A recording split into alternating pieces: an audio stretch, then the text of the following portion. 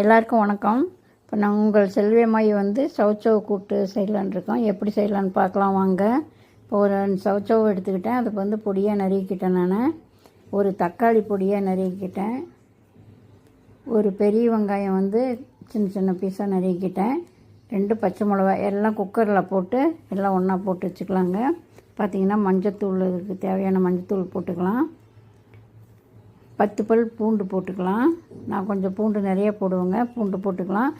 பருப்பு பார்த்திங்கன்னா கடல் பருப்பு 100 கிராம், பாசிப்பருப்பு 100 கிராம் நான் எடுத்துருக்கிறேன். உங்களுக்கு தேவையானது நீங்கள் போட்டுங்க. நான் இது 8 பேர் சாப்பிட்லாம் அந்த அளவுக்கு இருக்குது.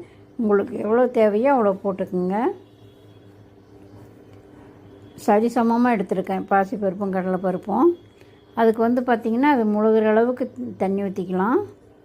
காயும் பருப்பும் முழுகிற அளவுக்கு தண்ணி ஊற்றிக்கலாம். உங்களுக்கு கெட்டியாக கூட்டாக வேணும் அப்படின்னா தண்ணி குறைச்சிக்குங்க. நான் சாதத்துக்கு சாப்பிட்ற மாதிரி வைக்கிறேன், ரைஸ்க்கு சாப்பிட்ற மாதிரி வைக்கிறேன்.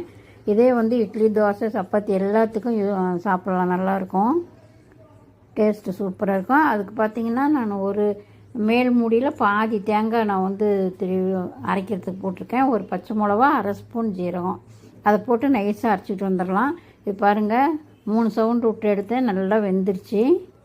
இப்போ இந்த அரைச்சி தேங்காயை ஊற்றிக்கலாம். தேவையான உப்பு போட்டுக்கலாம்.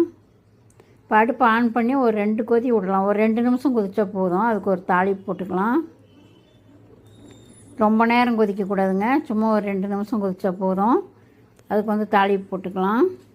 ஒரு 2 ஸ்பூன் எண்ணெய் ஊற்றிக்கலாம். கொஞ்சம் இதுக்கு எண்ணெய் கூட இருந்தால் தான் நல்லாயிருக்கும். கொஞ்சம் கூட ஊற்றிக்குங்க. கொஞ்சம் கடுகு போட்டுக்கலாம். அது அப்பப்போ கிளறி விடுங்க, இல்லைன்னா அடி பிடிச்சிரும் பருப்பு. அப்பப்போ கிளறி விடுங்க. உப்பு பார்த்துக்குங்க. உங்களுக்கு காரம் அதிகமாக வேணும் அப்படின்னா இப்போ தாளிப்பில் கூட 2 மிளகா போட்டுக்கலாம்.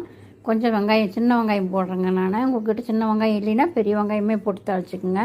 வெங்காயம் நல்லா வணங்கணுங்க, அப்போ தான் இந்த இது கூட்டுக்கு நல்லாயிருக்கும். கொஞ்சம் கறிவேப்பிலை போட்டுக்கலாம்.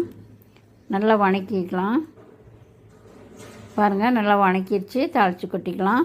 இந்த வீடியோ உங்களுக்கு பிடிச்சிருந்தா லைக் பண்ணுங்கள், ஷேர் பண்ணுங்கள், கமெண்ட் பண்ணுங்கள். சாப்பிட்டு பார்த்துட்டு எப்படி இருக்குதுன்னு சொல்லுங்கள். எங்களுக்கு அப்படியே கொஞ்சம் சப்ஸ்கிரைப் பண்ணுங்கள். கொஞ்சம் மல்லி இலை தூவி ஒரு கிளறி வச்சுக்கலாங்க. அவ்வளோதாங்க, கூட்டு ரெடி ஆயிடுச்சு.